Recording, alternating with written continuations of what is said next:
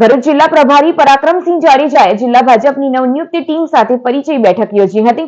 ભરૂચ જિલ્લા ભાજપની નવી ટીમની હાલમાં જ જાહેરાત બાદ જિલ્લા પ્રભારી પરાક્રમસિંહ જાડેજાના અધ્યક્ષસ્થાને નવા સંગઠનની પરિચય બેઠક મળી હતી। જિલ્લા પંચાયત પ્રમુખના નિવાસસ્થાને ભરૂચ જિલ્લા ભાજપ પ્રમુખ પ્રકાશ મોદી અને જિલ્લા પંચાયત પ્રમુખ મહેન્દ્રસિંહ માસદિયાની ઉપસ્થિતિમાં યોજાયેલી બેઠકમાં નવનિયુક્ત મહામંત્રીઓ, ઉપપ્રમુખ મંત્રીઓ, તમામ 14 મંડળના પ્રમુખ હોદ્દેદારો અને કાર્યકરો ઉપસ્થિત રહ્યા હતા। નવા સંગઠનની સંયુક્ત પહેલી બેઠકમાં પરિચયનું આદાન પ્રદાન કરાયું હતું। સાથે જ આગામી સ્થાનિક સ્વરાજ્યની ચૂંટણીનું રણશીંગું પણ ફૂંકાઈ રહ્યું છે। ત્યારે પ્રભારી પરાક્રમસિંહ જાડેજાએ જિલ્લા પ્રમુખ પ્રકાશ મોદીની આગેવાનીમાં સૌ હોદ્દેદારો, કાર્યકરોને કામે લાગી જવા આહ્વાન કર્યું હતું।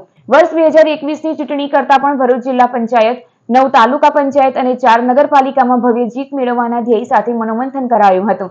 સાથે જ શુક્રવારે નેત્રંગમાં નાયબ મુખ્યમંત્રી હર્ષ સંઘવીની ઉપસ્થિતિમાં યોજાનાર કાર્યક્રમ શનિવારે મુખ્યમંત્રી ભૂપેન્દ્ર પટેલના આગમન અને પ્રવાસને લઈ આયોજન અંગે ચર્ચા વિમર્શ કરવામાં આવ્યો હતો।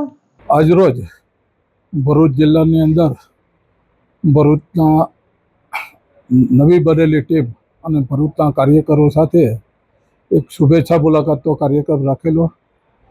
જિલ્લા પંચાયત પ્રમુખશ્રીના નિવાસસ્થાને આ કાર્યક્રમની અંદર જિલ્લાના પ્રમુખ માનનીય પ્રકાશભાઈ મોદી, જિલ્લા પંચાયતના પ્રમુખશ્રી, અમારા ત્રણેય મહામંત્રીશ્રીઓ અને સાથોસાથ જિલ્લાની નવી બનેલી ટીમ, મંડળના હોદ્દેદારો, આ તમામ લોકોને સંયુક્ત બેઠક રાખેલી। આજનો વિષય માત્ર અને માત્ર એકબીજાનો પરિચય, આદાન પ્રદાન એકબીજાના પરિચયનો જ હતો। સાથોસાથ આવતા દિવસોની અંદર ખૂબ જ ઝડપથી જિલ્લા પંચાયત, તાલુકા પંચાયત, નગરપાલિકાને પણ ઇલેક્શન આવવાના છે।